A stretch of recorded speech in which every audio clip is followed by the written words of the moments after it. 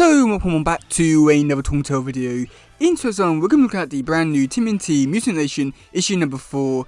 And oh no, it's already off to a bad start. So if you've seen my reviews and preview videos for this series for the past 3 issues, then you know my complaints about the beginning part of the issue, because it's literally just a recap of like what's happened within like the past few issues. And this issue, it didn't change whatsoever, which I am not surprised by whatsoever.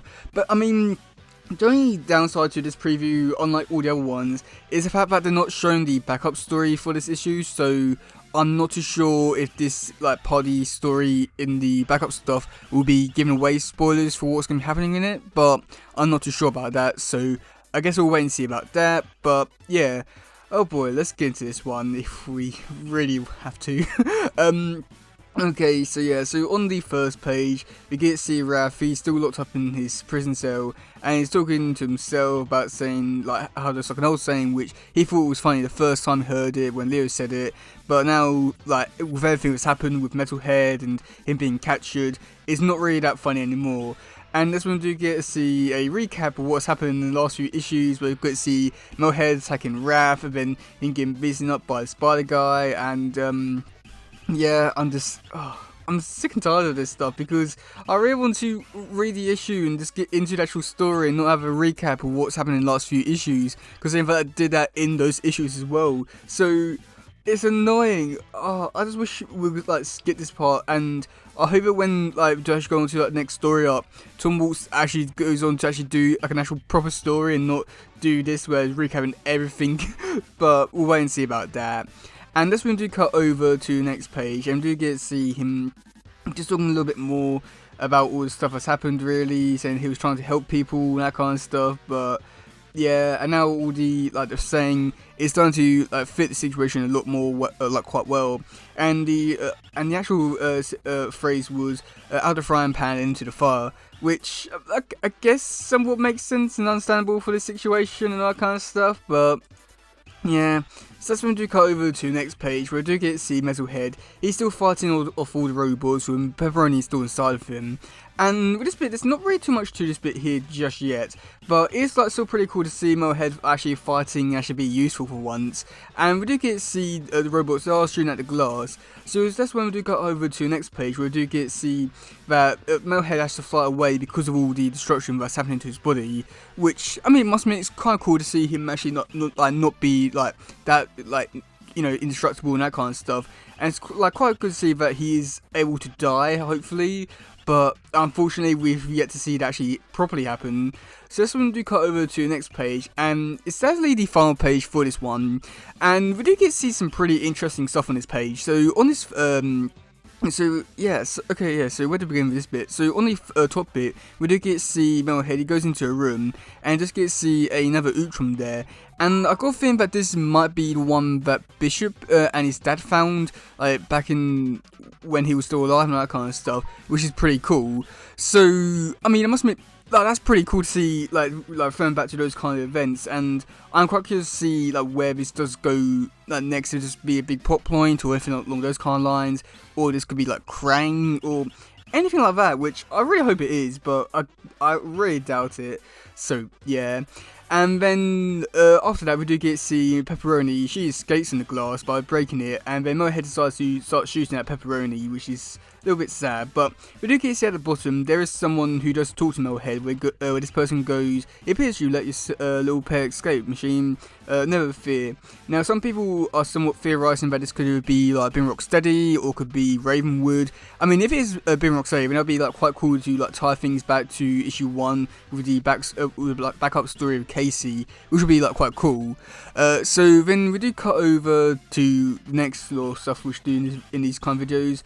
So for the description for this one, we got Raphael's diversion turned rescue mission has erupted into a fight for survival. As he rallies to free his friends to forge a safe exit from the restricted stronghold, Metalhead goes deeper and makes a final stride towards his target. Can Raph stop him from securing the secrets of this dimension, or will Metalhead make a supernatural escape?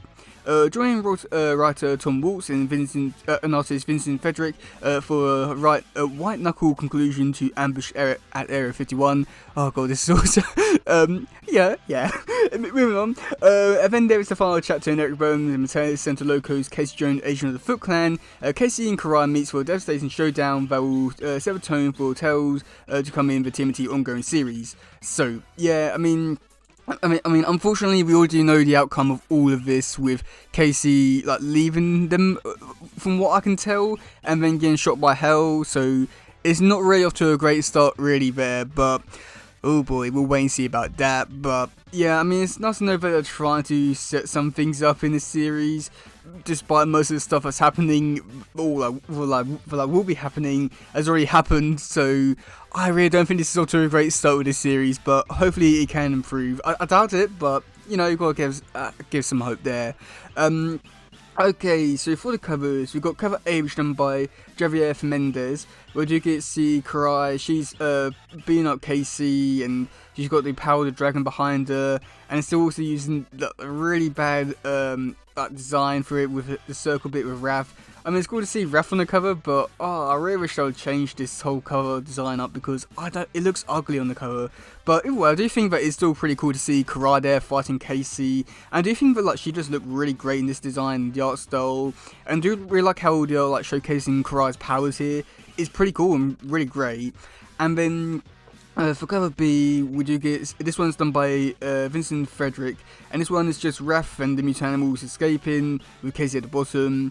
I feel like this is a really great poster kind of cover, and to be honest, I wouldn't be too surprised if this kind of cover is actually a page from an actual issue. This seems like the kind of cover or page that would be in the actual issue itself. I mean, it looks really great. I don't have too much to really say about it. It just looks like something that would at least happen in the actual issue itself. And then for the 110 variant, which is done by Mateus Loco, and this one I absolutely love a lot, because you do get to see Casey. He's there standing on the rooftop with Karai and the dragon and standing in the background. It's giving me some Batman kind of vibes. The whole reds, everything about it looks beautiful. And do get to see Mondo Gecko. He's at the bottom there. But I feel like this is probably one of the better covers from this series so far. It just looks so beautiful with all the colours. Yeah, I feel like this is probably the best cover they've done so far. But yeah, let me know in the comment section below what do you think about this issue. Are you looking forward to it? Are you not? I'll say that overall, I'm looking forward to it enough to read it, but not enough to actually be interested in it whatsoever. But there could be some interesting aspects in this one, but we'll wait and see about that. But luckily, this is finally the final issue for this story arc, and we can move on to some better stuff going forward, but we'll wait and see about that. So yeah, oh boy. But yeah, that's game for today, guys. If you want, please share this, grab another stuff. Goodbye, yo, bye.